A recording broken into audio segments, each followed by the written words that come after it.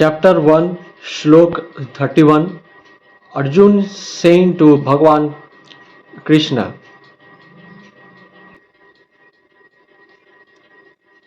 I do not see how any good can come from killing my own kinsman in this battle, nor can I, my dear Krishna, desire any subsequent victory, kingdom, or happiness, without knowing that one's self interest is in Vishnu or Krishna. Conditioned souls are attracted by bodily relationships, hoping to be happy in such situations. In such a blind conception of life, they forget even the causes of material happiness. Arjun appears to have even forgotten the moral codes for a Kshatriya. It is said that two kinds of men, namely the Kshatriya who dies directly in front of the battlefield under Krishna personal orders, and the person in the renounced order of life who is absolutely devoted to spiritual culture, are eligible to enter into the sun globe, which is so powerful and dazzling. Arjun is reluctant even to kill his enemies, let alone his relatives. He thinks that by killing his kinsmen there would be no happiness in his life, and therefore he is not willing to fight, just as a person who does not feel hunger is not inclined to cook. He has now decided to go into the forest and lived a secluded life in frustration. But as a Kshatriya, he required a kingdom for his subsistence, because the Kshatriyas cannot engage themselves in any other occupation. But Arjun has no kingdom. Arjuna's sole opportunity for gaining a kingdom lies in fighting with his cousins and brothers and reclaiming the kingdom inherited from his father, which he does not like to do. Therefore, he considers himself fit to go to the forest to live a secluded life of frustration. Arjun कह रहे हैं कि हे कृष्णा, इस युद्ध में अपने ही स्वजनों का वध करने से ना तो मुझे कोई अच्छाई दिखती है और ना मैं उससे किसी प्रकार की विजय, राज्य, सुख की इच्छा रखता हूँ।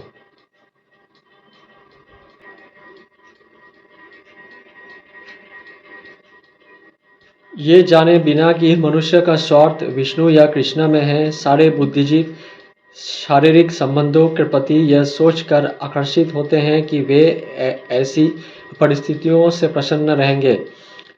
ऐसी देहात्मा बुद्धि के कारण वे भौतिक सुख के कारणों का भी मूल को भी भूल जाते हैं। अर्जुन तो क्षत्रिय का नैतिक धर्म भी भूल गया था। कहा जाता है कि दो प्रकार के मनुष्य परम शक्तिशाली तथा जज बलम सूर्यमंडल में प्रवेश करने के लिए योग्य होते हैं। ये है, एक तो क्षत्रिय जो कृष्ण की आज्ञा से युद्ध में मरता है, तथा दूसरा सन्यासी जो आध्यात्मिक अनुशीलन में लगा रहता है। अर्जुन अपने शत्रुओं को भी मारने से विमुख हो रहा है। अपने संबंधियों की बात तो छोड़ दे, वे सोचता है कि स्वजनों को मारने से उसे जीवन में सुख नहीं मिल सकेगा, अतः वह लड़ने के लिए इच्छुक नहीं है। जिस प्रकार की भूख न लगने पर कोई भोजन बनाने को तैयार नहीं होता, उसने तो वन जाने का निश्चय कर लिया है, जहाँ वह एकांत में निराशापूर्ण जीवन काट सके। किंतु क्षत्रिय होने के नाते उसे अपने जीवन निर्वाह के लिए राज्य चाहिए, क्योंकि क्षत्रिय कोई अन्य कार्य नहीं कर सकता। किंतु अर्जुन के पास राज्य कहाँ है? उसके लिए तो राज्य प्राप्त करने का एकमात्र अवसर है कि अपने बंधु बांधवों से लड़कर अपने पिता के राज्य का उत्तराधिकार प्राप्त करे, जिसे वह करना नहीं चाह रहा है। इसलिए वे अपने को जंगल में एकांतवास करके निराशा का एकांत जीवन बिताने के योग्य समझता है। श्लोक 32 to 35 Arjun saying to Bhagwan Krishna, O Govinda, of what avail to us are a kingdom, happiness, or even life itself, when all those for whom we may desire them are now arrayed on this battlefield? O Madhusudan, when teachers, fathers, sons, grandfathers, maternal uncles, father-in-law, grandsons, brother-in-law, and other relatives are ready to give up their lives and properties and are standing before me, why should I wish to kill them, even though they might otherwise kill me? O maintainer of all living entities, I am not prepared to fight with them, even in exchange for the three worlds, let alone this earth. What pleasure will we derive from killing the sons of Dhritarashtra? Arjuna has addressed Lord Krishna as Govinda because Krishna is the object of all pleasures for cows and the senses. By using this significant word, Arjuna indicates that Krishna should understand that will satisfy Arjuna's senses, but Govinda is not meant for satisfying our senses. If we try to satisfy the senses of Govinda, however, then automatically our own senses are satisfied. Materially, everyone wants to satisfy his senses, and he wants God, and he wants God to be the order supplier for such satisfaction. The Lord will satisfy the senses of the living entities as much as they deserve, but not to the extent that they may covet. But when one takes the opposite way, namely when one tries to satisfy the senses of Govinda without desiring to satisfy one's own senses, then by the grace of Govinda all desires of the living entity are satisfied. Arjun's deep affection for community and family members is exhibited here, partly due to his natural compassion for them. He is therefore not prepared to fight. Everyone wants to show his opulence of friends and relatives, but Arjuna fears that all his relatives and friends will be killed on the battlefield, and he will be able to share his opulence after victory. This is typical calculation of material life. The transcendental life, however, is different. Since a devotee wants to satisfy the desires of the Lord, he can, Lord willing, accept all kinds of opulence for the service of the Lord. And if the Lord is not willing, he should not accept a farthing. Arjun did not want to kill his relatives, and if there were any need to kill them, he desired that Krishna kill them personally. At this point, he did not know that Krishna has already killed them before their coming into the battlefield, and that he was only to become an instrument of Krishna. This fact is disclosed in following chapters. As a natural devotee of the Lord, Arjun did not like to retaliate against his miscreant cousins and brothers, but it was the Lord's plan that they should all be killed. The devotee of the Lord does not retaliate against the wrongdoer, but the Lord does not tolerate any mischief done to the devotee by the miscreants. The Lord can excuse a person on his own account, but he excuses no one who has done harm to his devotees. Therefore, the Lord was determined to kill the miscreants, although Arjun wanted to excuse them. Arjun कह रहे हैं भगवान कृष्ण से कि हे गोविंद, हमें राज्य सुख अथवा इस जीवन से क्या लाभ, क्योंकि जिन सारे लोगों के लिए हम उन्हें चाहते हैं वही इस युद्ध भूमि में खड़े हैं। हे मधुसूदन, जब गुरुजन, पितृगण, पुत्रगण, पितामह, मामा, ससुर, पौत्रगण, साले तथा अन्य सारे संबंधी अपना अपना धन एवं प्राण देने के लिए तत्पर है और मेरे समक्ष खड़े हैं, तो फिर मैं इन सबको क्यों मारना चाहूँगा, भले ही वे मुझे क्यों ना मार डाले। हे जीवों के पालक, मैं इन सबों से लड़ने को तैयार नहीं, भले ही बदले में मुझे तीनों लोग क्यों ना मिलते हो।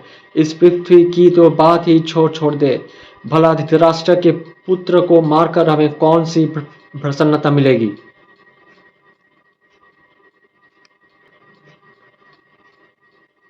अर्जुन ने भगवान कृष्ण को गोविंद कहकर संबोधित किया, क्योंकि वे गौवों तथा इंद्रियों की समस्त प्रसन्नता के विषय है।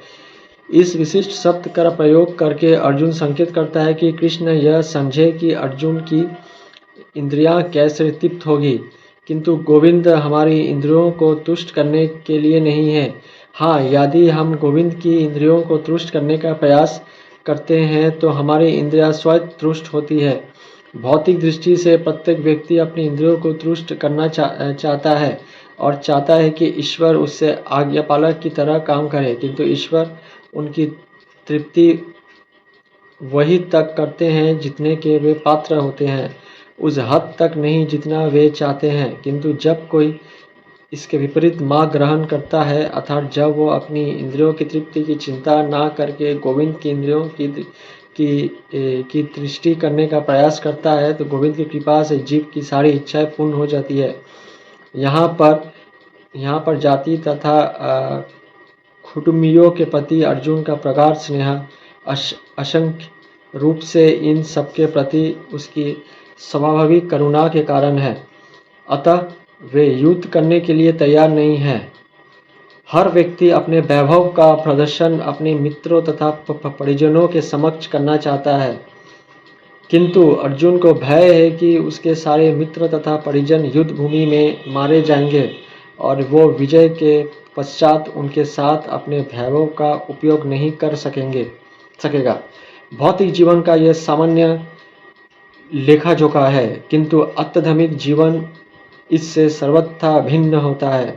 चूंकि भक्त भगवान की इच्छाओं की पूर्ति करना चाहता है, अतः भगवत इच्छा होने पर वो भगवान की सेवा के लिए सारे ऐश्वर्य स्वीकार कर सकता है, किंतु यदि भगवत इच्छा ना हो तो वो एक पैसा भी ग्रहण नहीं करता। अर्जुन अपने संबंधियों को मारना नहीं चाह रहा था, और यदि उनको मारने को आवश्यकता हो तो अर्जुन की इच्छा थी कि कृष्ण समय उनका वध करे। इस समय उसे यह पता नहीं है कि कृष्ण उन सबों को युद्ध भूमि में आने के पूर्व ही मार चुके हैं और अब उसे निमित्त मात्र बनाना है।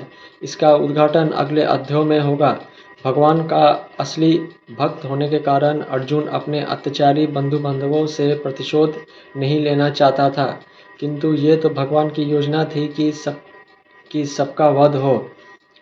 भगवतिक दृष्टि से प्रतिशोध नहीं लेना चाहते, किंतु भगवान दुष्टों द्वारा भक्त के उत्पीड़न को सहन नहीं कर पाते। भगवान किसी व्यक्ति को अपनी इच्छा से क्षमा कर सकते हैं, किंतु यदि कोई उनके भक्तों को हानि पहुंचाता है तो वे उसे क्षमा नहीं करते। इसलिए भगवान इन दुराचारियों का वध करने के लिए उद्धत से, यद्यपि अर्जुन उन्हें क्षमा करना चाहता था। हरे कृष्णा।